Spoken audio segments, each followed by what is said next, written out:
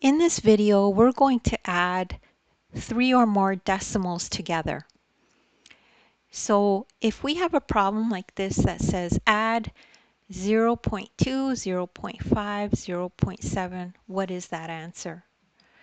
So the first thing you need to do is remember to line up the decimal points. Okay, sometimes some of the questions you have won't be lined up as nicely like this. So the decimal points need to be all lined up, and the tenths would be lined up, and the ones column would also be lined up. So this is how it would look all nicely lined up, and you could see the color for the ones, they're all the same color, and then the tenths are all the same color.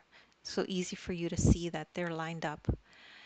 Okay, so now you would just add like you would any other whole number. So let me do that. So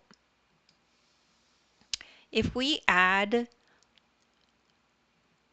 5 plus 2 plus 7, I know that if I use a number line, or even if I count on my fingers, or you could just use a calculator, you could use some of those tricks that I taught you. So 5 plus 2 is 7, so that means 7 plus 7 is 14, right? Because you're multiplying by 2, basically. So 7 plus 7 is 14, so we put the 4 down here, and then we carry a 1. So we've carried a 1 onto the ones column here. So 1 plus 0 plus 0 plus 0 is 1.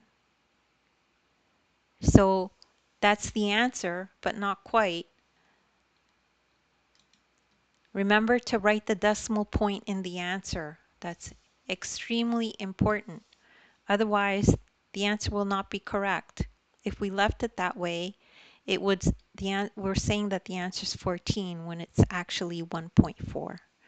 So that's the end of the problem. Take a look at the description for some of my other videos that are related to this. Or you could download the ebook and go through my videos with the ebook. You can make some notes in there and you can have that.